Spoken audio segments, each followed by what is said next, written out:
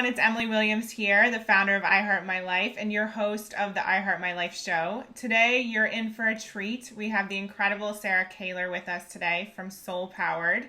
She's truly someone who I admire so much in the coaching industry and the leadership space, and her story is going to inspire you to move forward with your own dreams and remember that anything is possible. So we're going to go ahead and dive right in.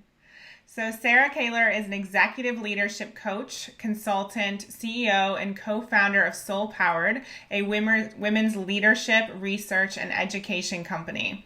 For 20 plus years, she has developed business leaders, teams, and CEOs at startups, nonprofits, Fortune 500 companies, including Lululemon Athletica, Facebook, Accenture, Cisco, Intel, and many more. Prior to that, she spent 10 years in a senior director role at Lululemon.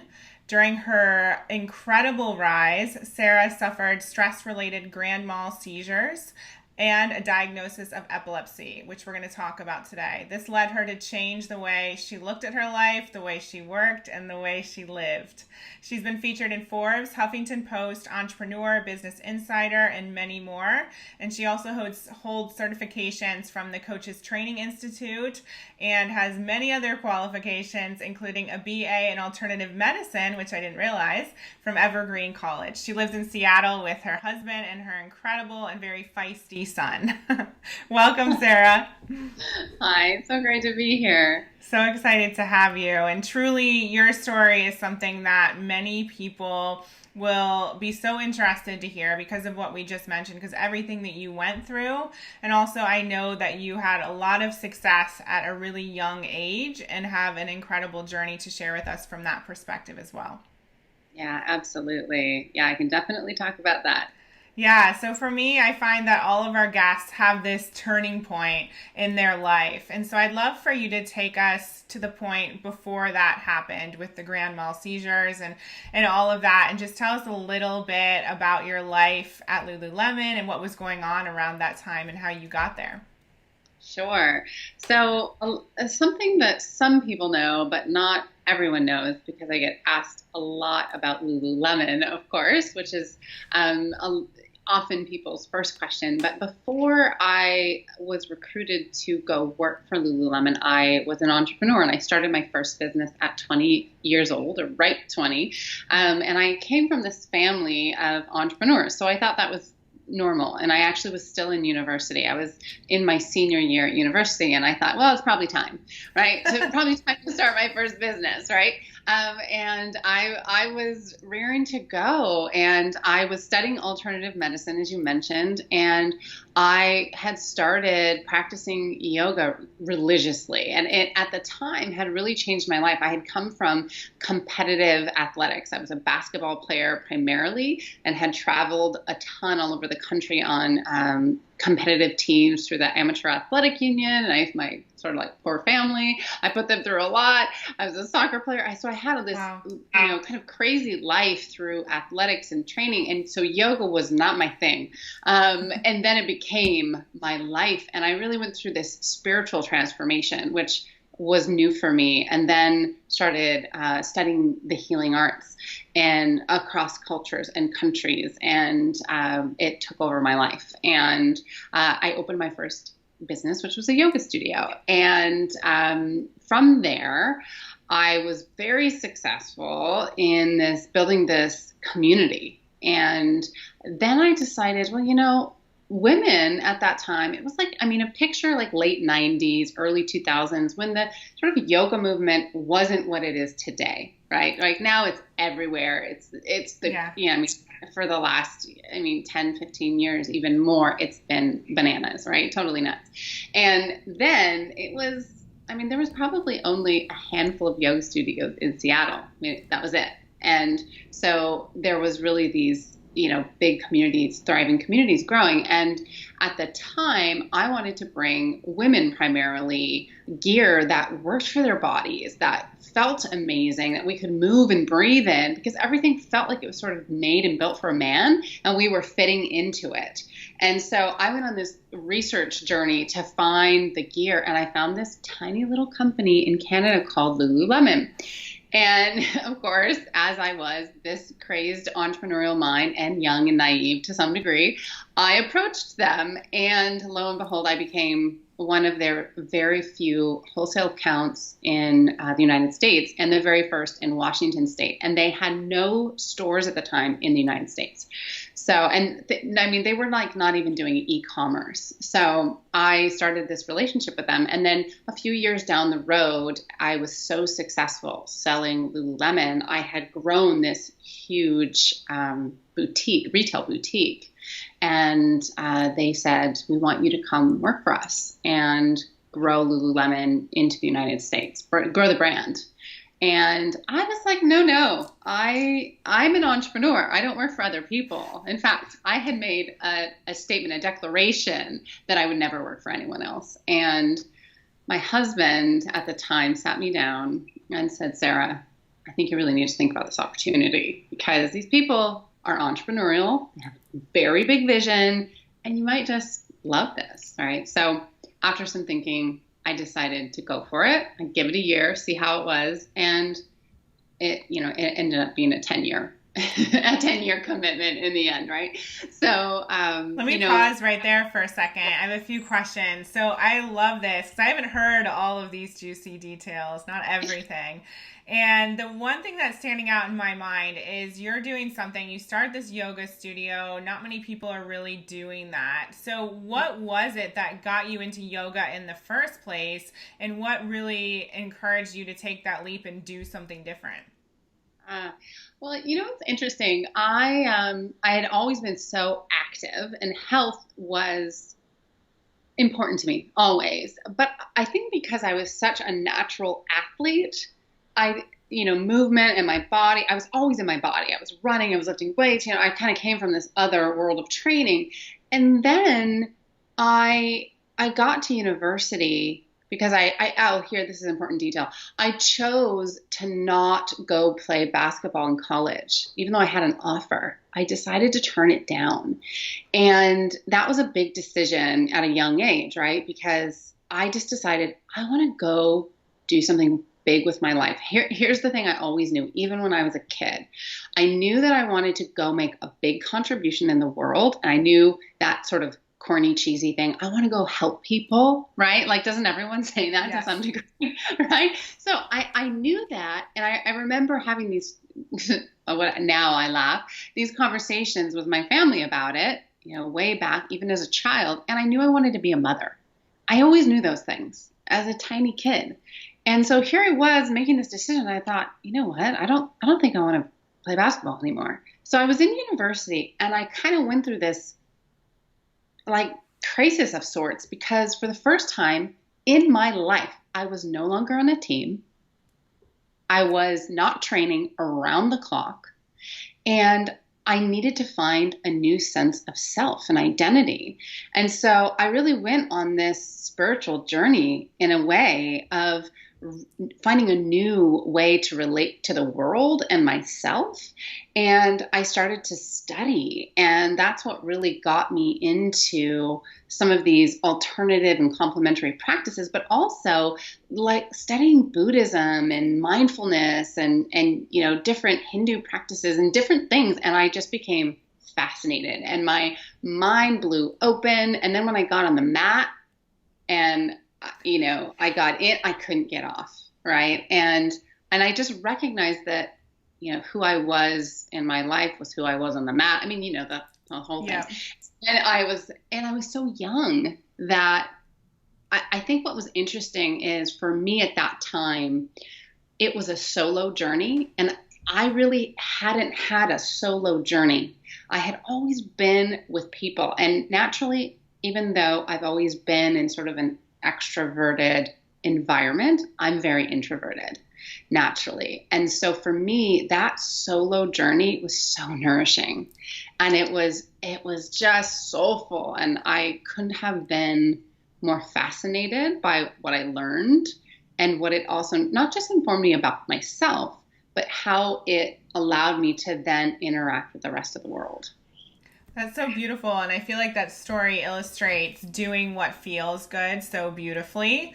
And I'm curious to know what gave you the strength or the confidence to turn down the basketball opportunity and to do something different. Like, I'm so curious about where that comes from for people. For me, I think I grew up in a family that, and I'm really fortunate for this. And I recognize this now as an adult.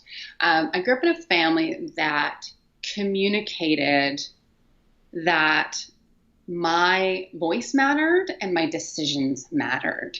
And even if, my family didn't agree, ultimately that I had ownership in those things. And I think for me, I became self-reliant at a very young age. Maybe I was prone to that, but I was also in an environment where that was reinforced. And so I was very fortunate to have not only parents with, extremely strong communication skills that whether I wanted to talk about it or not, I was probably forced to.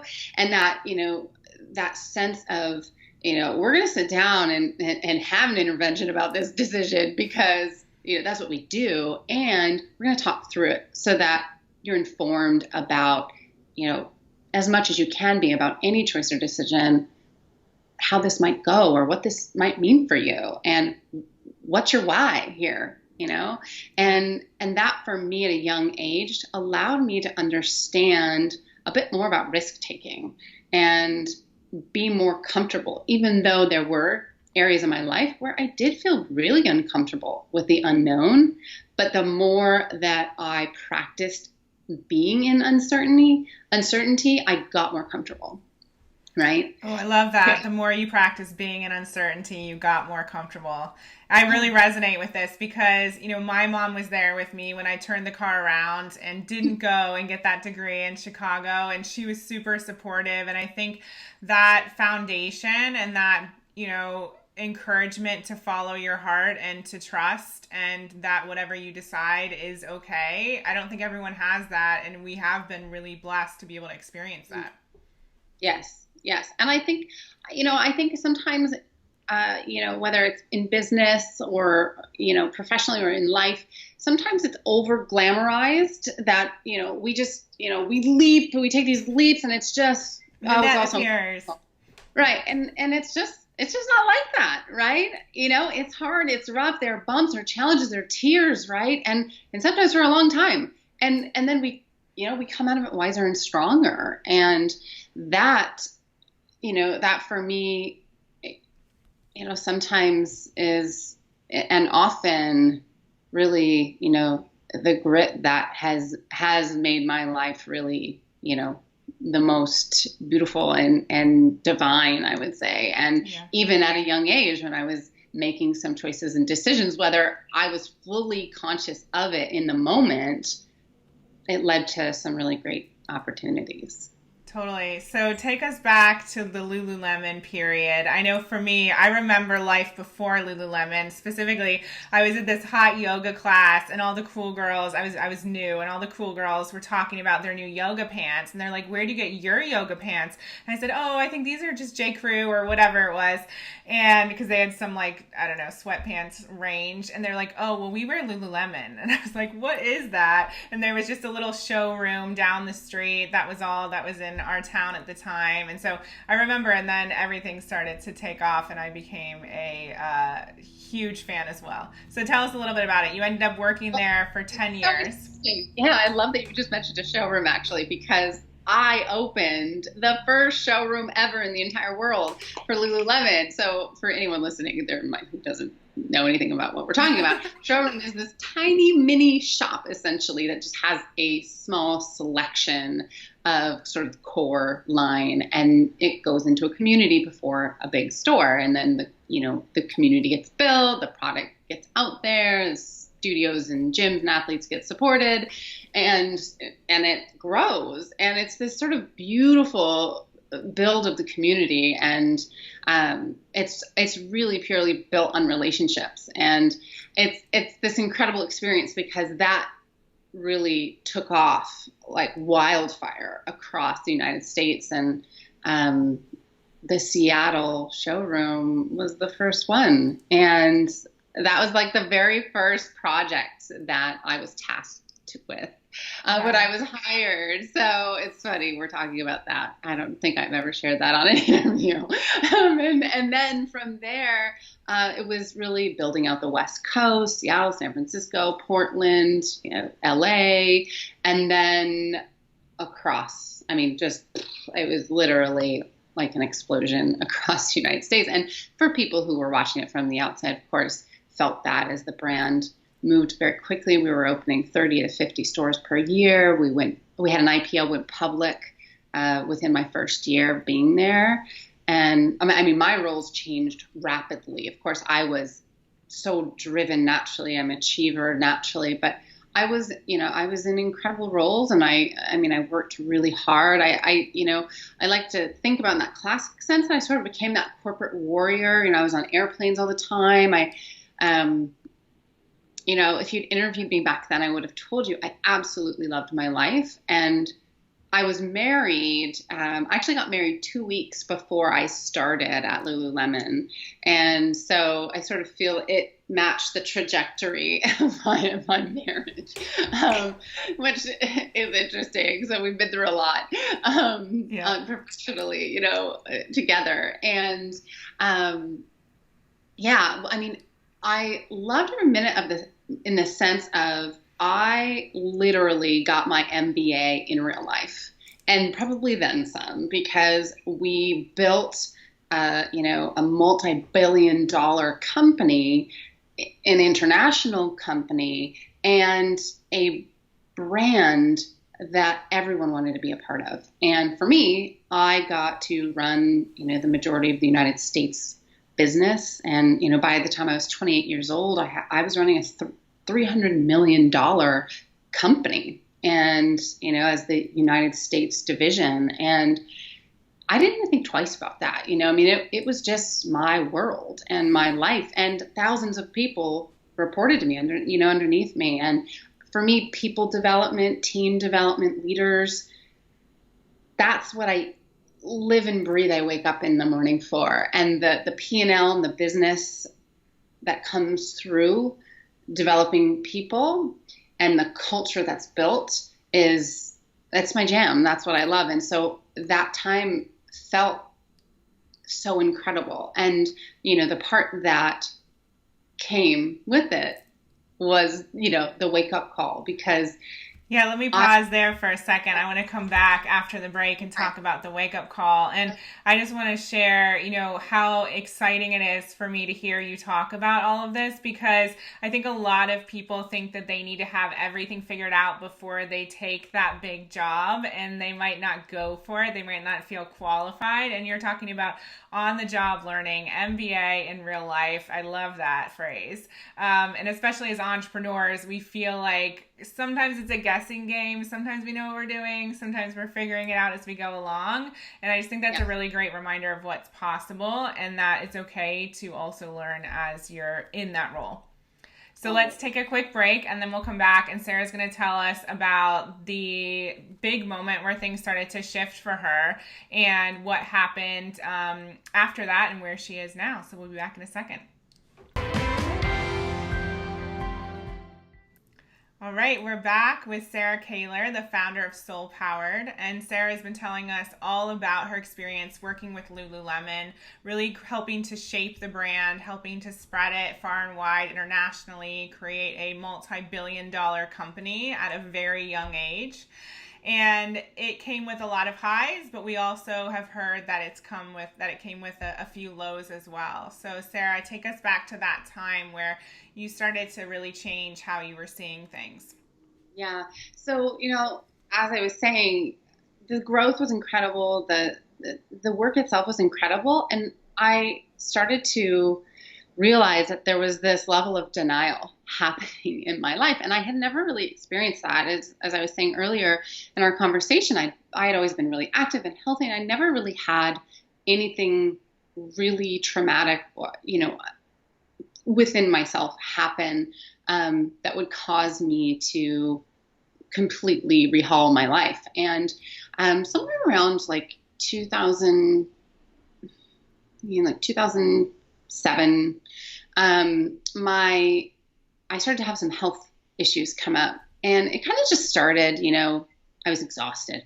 Shocker, right? I mean, I'm in a different time zone every week. I'm having to sleep through the weekend just to wake up and have enough energy to get through my weeks, And in the kind of business that I was in, as much fun as I was having, and as much as I was sort of on a high, as much as I loved it, I had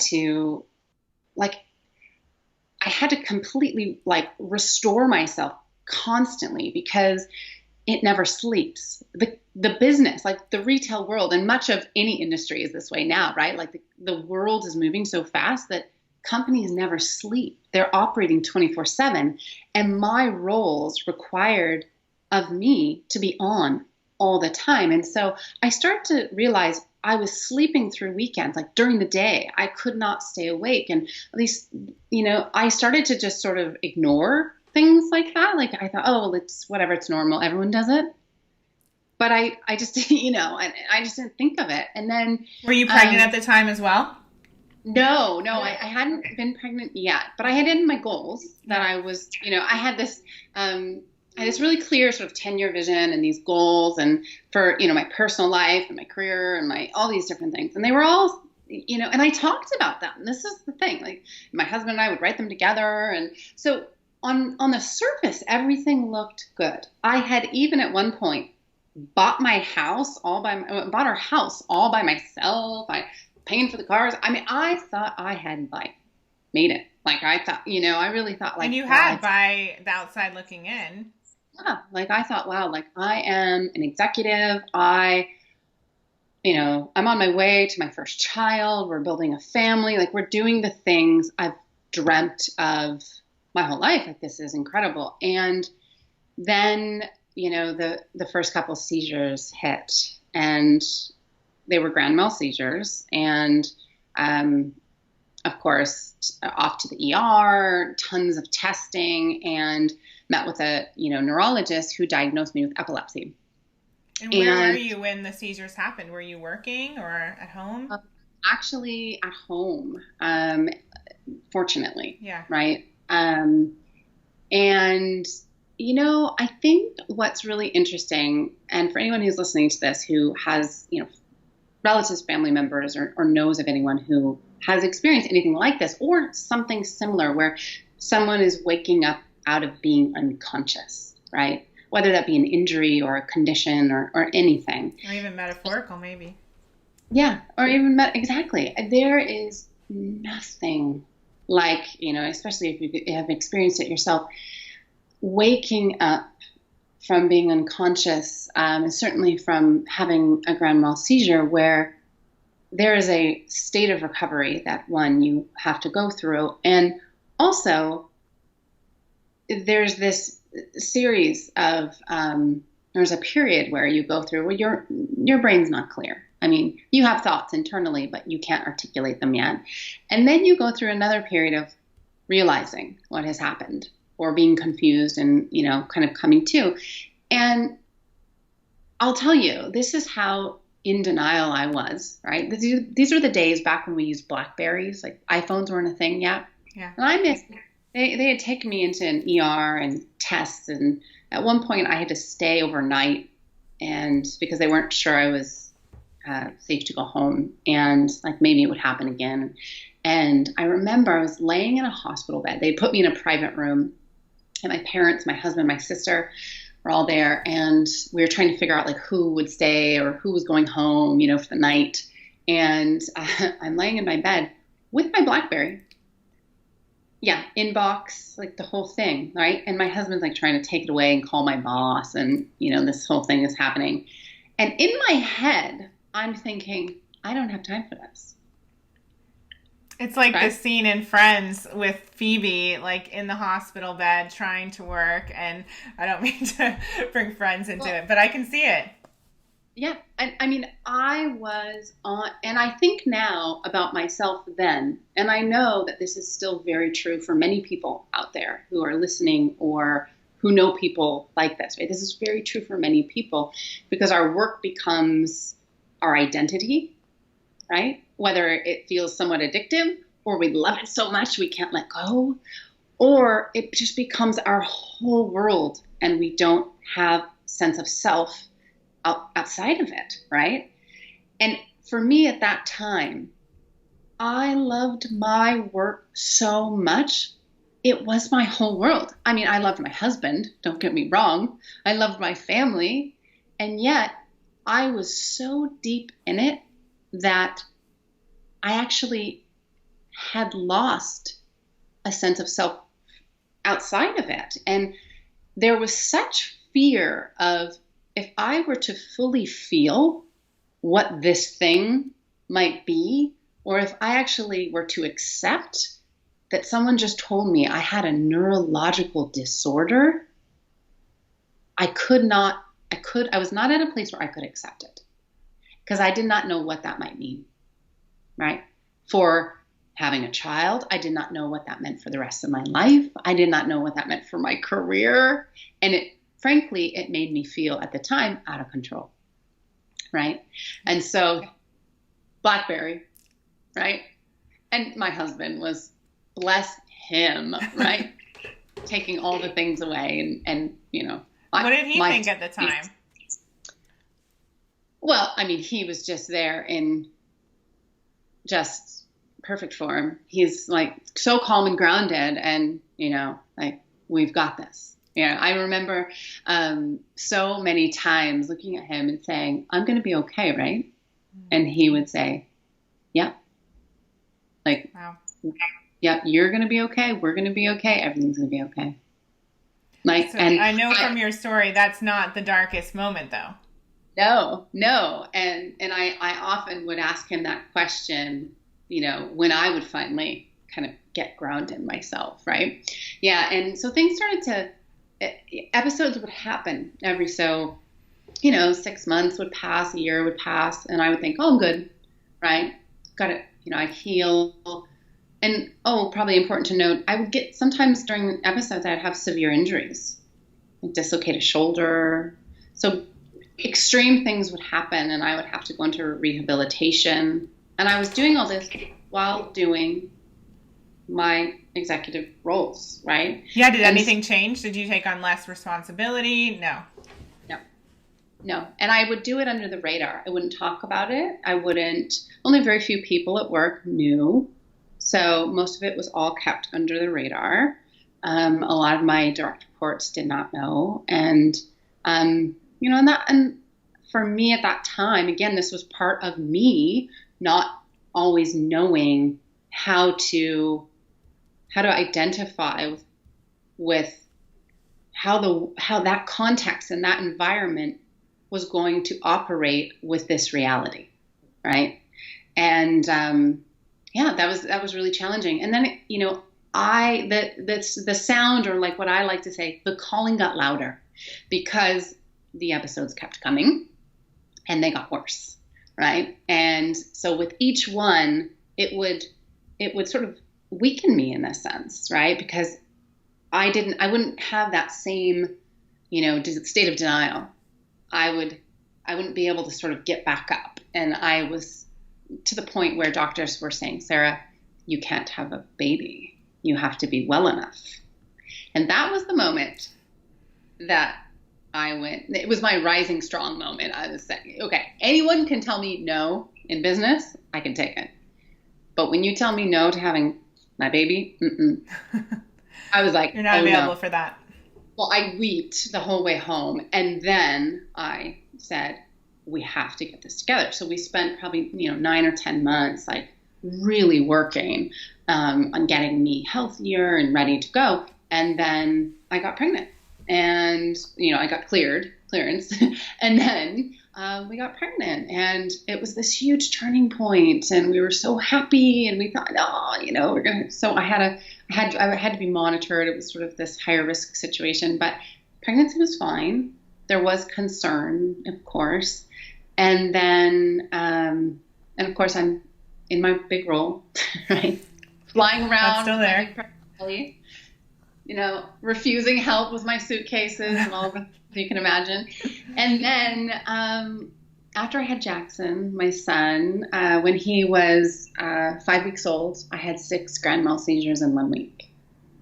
And I was carried out of my house on a stretcher twice that week. And I will never, ever, ever forget that week. Gosh, I just got goosebumps all over my body. 6 seizures in 1 week with a newborn. Yeah. And I still to this day, I have a lot of there, again, anyone listening will understand this, post-traumatic stress from difficult situations. And I have a lot of visuals from that week of seeing my sister holding newborn Jackson in her arms and being carried out on the stretcher, and knowing in that moment 2 things. The 2 things that I cared about so much in my life, right? That I wanted to make a big contribution in the world. And 2, that I wanted to be a mother. I was unavailable for both of those things. Mm-hmm. And that meant no more. I was done. And everything had to change. Yeah, I mean, I'm getting emotional just thinking that, because I can see the vision as well. I, of course, wasn't there, but seeing that and knowing that I haven't experienced that, but there are things that resonate with me in my life that are similar. And those big wake-up calls, sometimes it takes something like that for you to pay attention, and oftentimes those are the catalysts for the biggest change you make in your life, and also some of the biggest and greatest gifts. Absolutely. It was the biggest gift I could have received. And so many people ask me, they say, how can you be grateful? Right? How can you be grateful for that week, or for some of these huge moments where, I've had specialists say, Sarah, you're playing with your life. You're lucky in some of those moments, because I had specialists many times say, you're putting your life on the line by doing what you're doing. And I did not listen at the time. And now I feel so grateful, so much gratitude for that week, because I spent a lot of it unconscious. And when I came to, and I had that baby boy there, I just, everyone tells you when the baby arrives, everything changes, and it's true. And I remember when I was so sad that they had told me I was not healthy enough to have a baby, Gareth, my husband, had said to me, our baby's spirit is already here. We just haven't met him or her yet. That's so beautiful. So I've officially cried a few times on this show already. I remember, right? Then there he was, and I thought, it's now my responsibility to show up. Amazing. Right. Yeah. I mean, what else? I mean, what else is it going to take? To right. What else is it going to take? Right? So it's like the calling doesn't get much louder. Right. Right. Yeah. So what happened after that? How did things change? Because you were your role was everything, like you said, and you obviously wanted your motherhood, the role as a mother, to be everything too. But how did you figure that out? Well, I mean, it's still a practice, but it's, it is, I'd say that next year, I didn't actually leave my corporate career for probably a year and a bit. The very first thing that happened was I moved into my dream role, which was global director of all training and development, culture, leadership for Lululemon worldwide. And that was my dream role. I had been working towards that role. So we knew actually before I went on my maternity leave that I would transition to that role. So when I went into that role, we moved to Vancouver, British Columbia. I was in an office. I didn't have to be on airplanes all the time. I got to go home, at night in the morning. So I was with, my family a lot more. So that was step 1. So sounds odd, but we moved with a newborn, right? There were some steps that actually immediately happened that started to create boundaries and started to create some new non-negotiables for me and our family that had not been in place. And that was huge. And then the other things, we went on this massive exploration around nutrition and health and sleep. And I mean, even down to the glasses of water I was drinking per day. I mean, and that was fascinating because, again, we always thought we were healthy people. We always thought, we had a lot of information. Yeah. Yeah, right.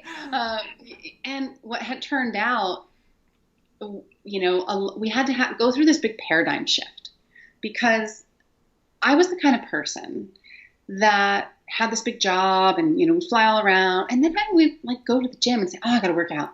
And I'd get on the elliptical, right, for 45 minutes and think, oh, thank God I worked out. And then maybe I'd go to my yoga class. But what was happening is I was compounding stress over stress over stress over stress. And for me, now this isn't for everyone, but for me and my body and my system, it doesn't work, right? So I've learned that for me, movement, exercise has to look a different way. And I have learned, through not just that immediate year and a half, through taking certain actions and some experimentation, right? Through nutrition, movement, sleep, all the different combinations, self-care, time on, time off, vacations, like really looking at the whole, like really my life holistically and understanding my values more deeply, I think, and saying, okay, what does my unique body need? And it's not what, maybe the world is projecting in terms of norms, or maybe even what my good friends need or the people around me need. And I actually really need to turn inside and develop that practice and that system, because everywhere I looked and whatever I tried wasn't working and was creating more of a problem than a solution. Yeah, I can really relate to that because there are definitely days where, I plan to go to spinning class and I get to that time and it's like, I don't need the loud music. I don't need like rushing for 45 minutes. That's actually not going to serve me. And so I make a different choice. But it takes you giving yourself a level of permission to do what's right for your body and actually be in tune with what's right. And some experimentation. I know for me, it's not been an overnight thing in terms of what works. So you have to be open for that experiment for sure. Mm-hmm. Yeah. So let's pause here for 1 second. And then I want to come back and talk about where you are today, because truly we could film a lot of episodes with you, Sarah, and I'm sure we will, because there's a million things to talk about, but your work with women and leadership and the movement that you're creating is so, so important. So I want to take some time and talk about that.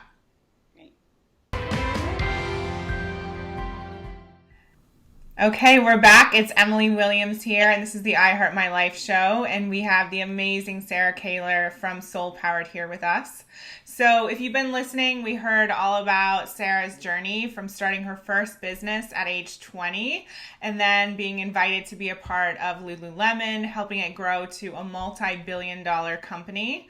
We heard about her experience with grand mal seizures and everything that happened because of that, especially when she had just given birth to her little baby, experiencing 6 seizures in the span of a week. And that was the wake-up call that really led her to making some big changes in her life, and eventually was also the catalyst to some of the work that she does today.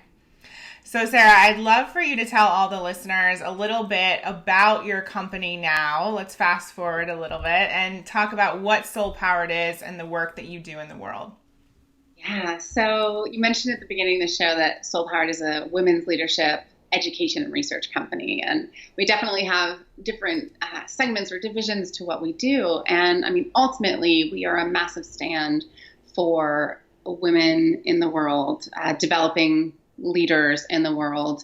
And, one thing I'll say, is me and my business partner, Brenda Wilkins, and our whole team are committed to creating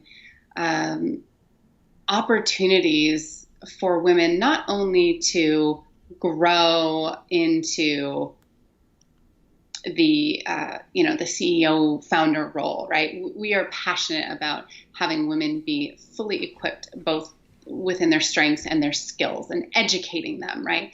But we are really committed to creating a power network of really skilled and equipped and strong women, worldwide, who have the resources and relationships, both at the entrepreneurial level and at the executive level, and that have a community around that, and that have the education that's really truly necessary. I mean, we see women's empowerment everywhere right now, and it's incredible. We are living in a time that, we are living in a women's movement, right? And it is one of the most important and inspiring times. It's also there's probably not been a more important time for us to do this work, right? And so I think, it's fascinating because when I started the company, we weren't as in this time, right? It was 2008 when I started SoulPowered.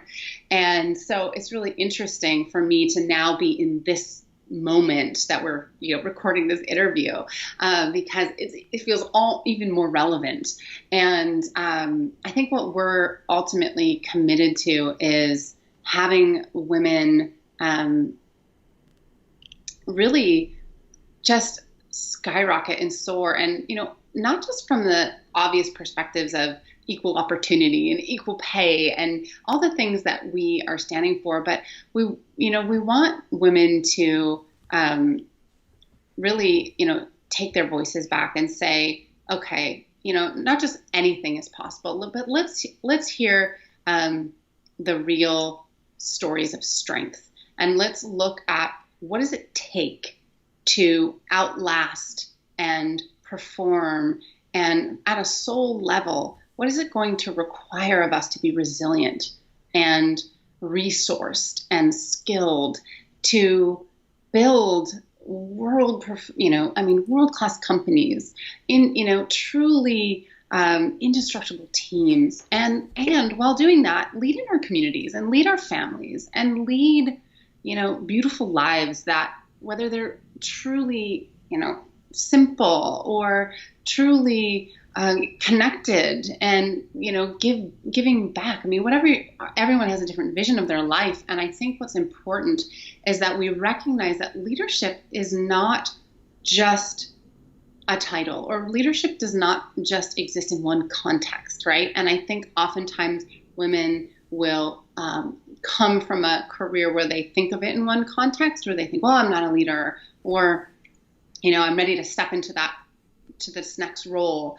And we kind of want to eliminate those sort of old paradigm definitions, right, if you will. And yeah, I remember when I was growing up, my dad used to say, you really want to be a leader, like you want to show up as a leader. And that was the word that I heard all the time, so much so I was like, oh, I'm so sick of hearing about this. And what does that even really mean for me? What does it even really mean, right? So I think we're interested in redefining both what it means for a woman to lead in today's world, and I would say across generations, right? So what does it mean for a woman who is a millennial today? And what does it mean for a woman who is 65 today and living her fullest life, right? Because, newsflash, we are going to live longer than we have ever lived before, right? We are not all going to retire at 60, 65, right? That's just not reality. I can't imagine that. Right? No, you can imagine that, right? So, and we are, we're thinking differently about that. We're also, we're thinking about strength and, what does it actually mean to be strong? Not just this conversation of redefining success. I think that's a conversation that is out there loudly, but what does it actually mean to be strong in order to lead, right? In order to lead at your highest level, whether that be in your organization, your company, your business, your profession, but in order to have, the skills, the strength, the resiliency, the resources, the relationships, in order to restore yourself, right? I was talking about that earlier. What does that look like to be your strongest self? And we're really interested in that conversation. And we're doing a lot of work in that area, really, I would say is our specialty, because that is what we believe will truly make a woman and a leader indestructible. That's the language we use, because in order to outlast this, sort of crazy pace the world's at right now, or to get, connected human to human, to, not just weather the storm, so to speak, but to be the women leaders who change the climate, right? The ones who, right? The ones who create the new conversations. We have to have a new type of strength, and we have to know how to access that at all times. And that's the work we do with women.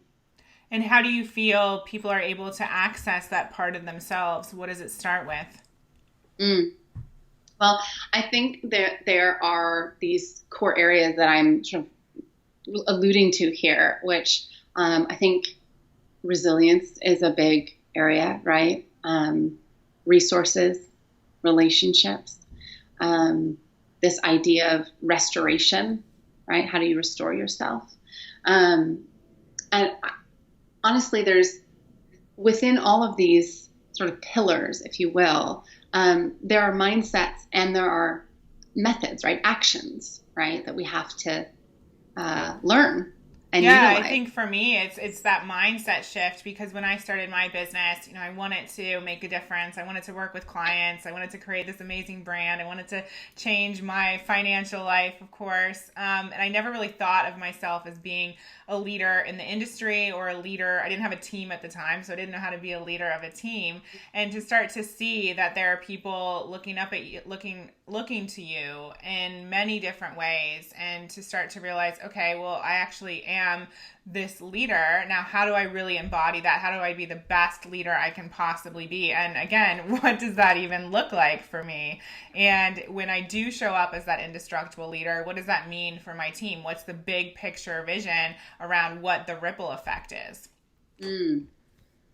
Team. And that is such a big one, right? Because I think once, as the individual, once we start to get clarity and we're really in the practice of, these areas ourselves, then we can turn to team, right? They're sort of interdependent in a way, because, and it's not that you can't work on one and not the other, but there's such an interdependency, right? Because you look at your team, and ultimately when we look at team, when SoulPowered, when we're working with teams, we think about, well, the strongest, most indestructible teams, the team members are committed to themselves, right? They're committed to one another, and they're committed to the vision of the team, right? The business, the company, the team's vision, and the culture, right? The culture that you have set, forward as a group, as a leader. And you have this relentless dedication to all of those things. And you feel that it's palpable amongst the team, right? That's how you start to feel that there's this true indestructibility, right? Because you start to sense this is more than a team. This is more like a tribe, right? And there's this energy that these people are so committed and dedicated, right? That you're moving in step, right? In sync. And that, that is something to build and to develop, right? What are you most excited about in terms of SoulPowered and what's to come in this next chapter? Well, we have a lot happening this year, as usual. Very soon, we're excited. We haven't announced this anywhere publicly yet, so we can announce it here, I suppose. Depending on when we release this, I suppose. But we have partnered up with Forbes, and we're going to be launching a column on Forbes around women leaders, and much of what we're talking about, actually, real stories of women leaders, and stories of resilience and strength, stories of sort of untold stories. You know, how did women get to be who they are today? Right? Not just my favorite thing to learn, to unpack. That's what this show is about. Not just the sort of tangible steps of, you know, how did you get this role or how did you build this company? But we want to know some of the stories of strength. Yeah. That's so exciting. Amazing. So you're going to be interviewing people, or will people submit their stories to you? No, we will be interviewing women and sharing stories and really, you know, rich, deep stories, and we're really excited. And they'll be really across industries, founders, CEOs, executives. So there'll be wide variety. Beautiful. I'm so excited for that for you. Congratulations. Yeah, thank you. I'm excited. It'll be really, really fun for for everyone, I think, for the whole community. And so one of the questions I love to ask on this show, and you've probably shared a little bit of the ways in which you've been able to do this, but how have you been able to create a life that's better than your dreams?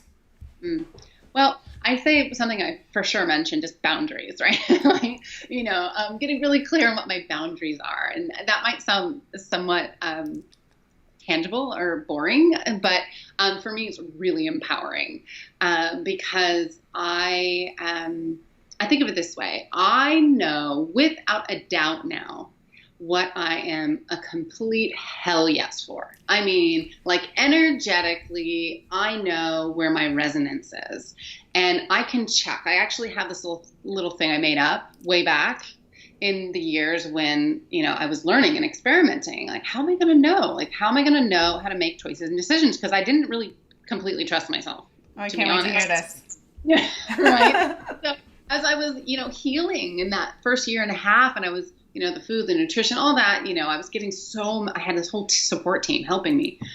But I thought, I have to make a lot of decisions. So I've got to figure this out. And so one of the things I made up this little, I call it a filter.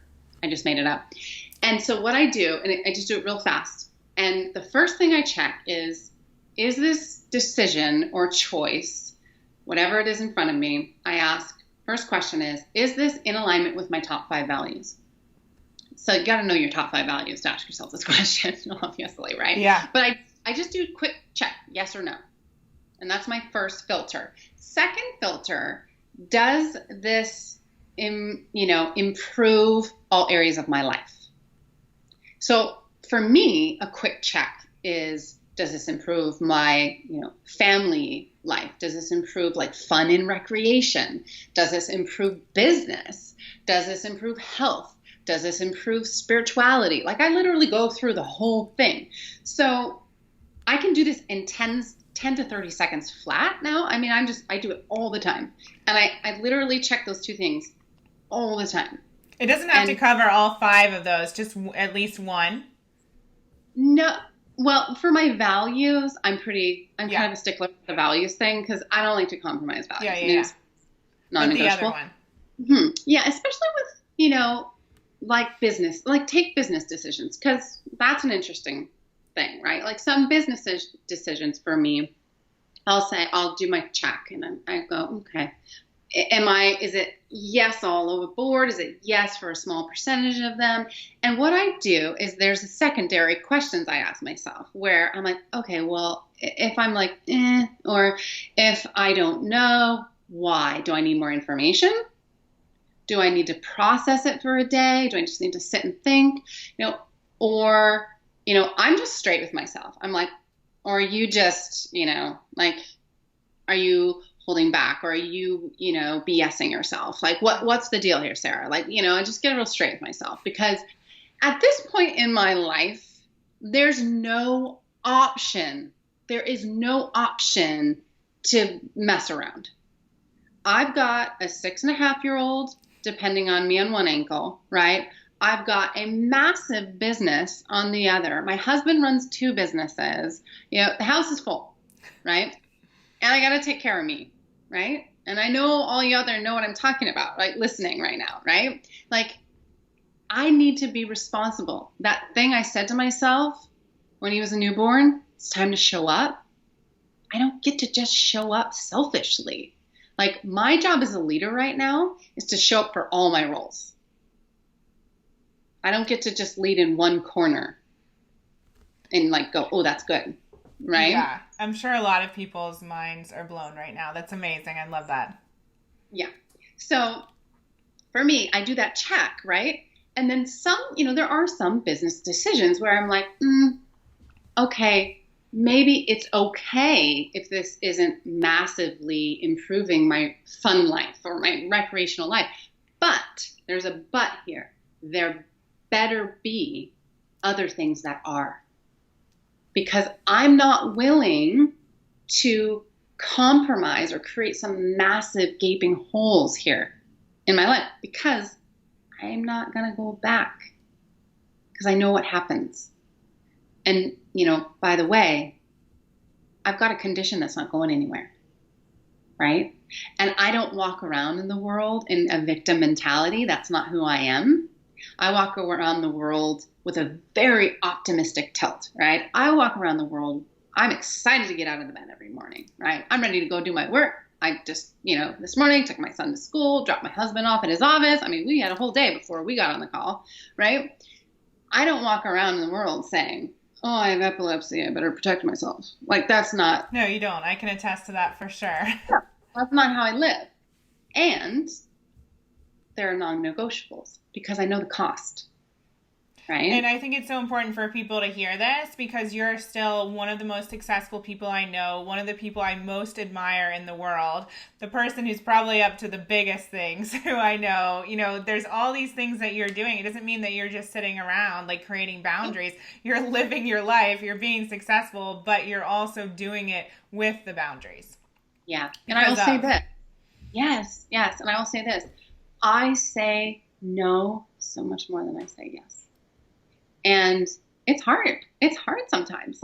Even just in the last few weeks, I said no to a couple offers, one to go to a private event and another thing to, actually there was kind of two private event type things. And, it doesn't mean that I don't get that human feeling of, oh, what am I going to miss out on? Or was that a mistake? Or, I'm human, right? But I just check in and I go, get straight, woman. What matters most?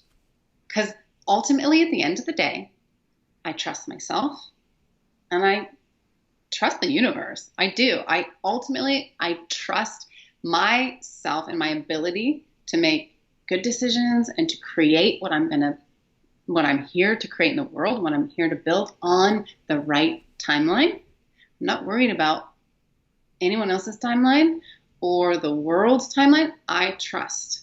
And I move forward. Well, I'd love to do a whole nother show just on that, because I have a million things I could say, but I'm going to end it here. So thank you, Sarah. I want you to tell everyone where they can find you before we sign off. Sure. The best place is our website, soulpowered.com. And on social media, our handle is at @BeSoulPowered. Amazing. We'll put all those links below this episode.